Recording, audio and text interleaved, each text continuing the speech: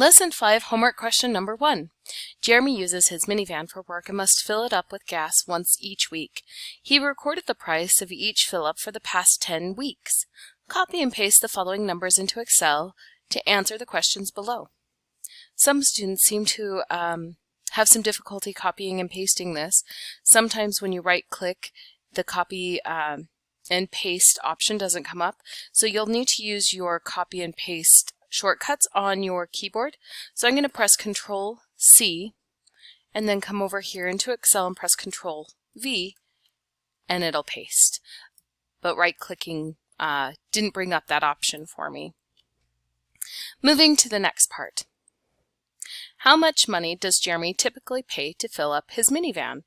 That means that we need to find the mean or the average. So we're going to come down here and press equal and use the built-in Excel function of average and then open parenthesis, one left click and hold, and then select all of these by dragging your mouse down to the very last one and then release the click, and that will finish highlighting all of the cells that need to be averaged. Then we can close the parenthesis, but there's actually enough information that Excel knows you want the average, and it'll close the parenthesis automatically for you if you press enter, or you can close it if you're not comfortable with that.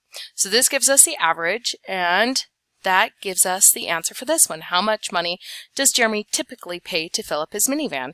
And it asks us to round to the nearest cent, so this is $34.07. The next one is, what is the standard deviation of the cost for a fill-up?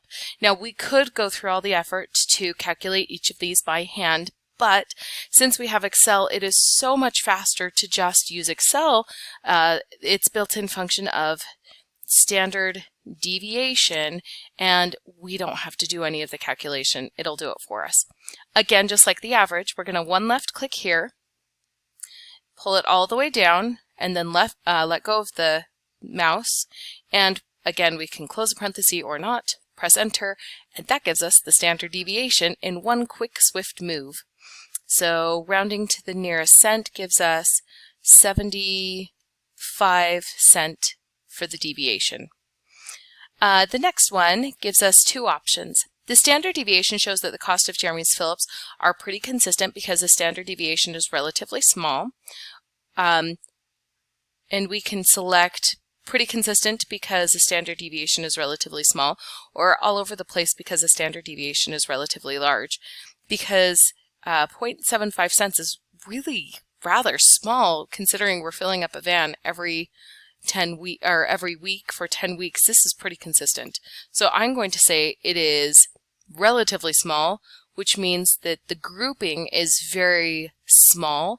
If there was a large spread, then that standard deviation would be much greater. This is even under $1, so that's very consistent in my opinion. Based on these 10 weeks, the least Jeremy paid was some.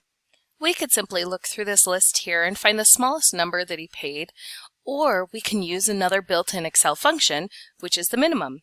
Typing in min and opening the parenthesis gives us the option to then select all of these, just like we did for the average and standard deviation. One left click and hold, then pull all the way down and then release, and that will give us the minimum amount out of all of those options. And so we'll type in $33.19.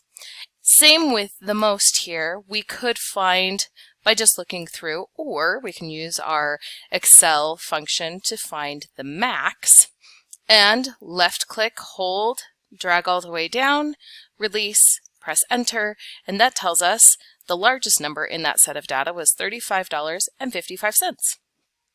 We can go up and check how did I do, verify all of the green checks, and move to the next problem.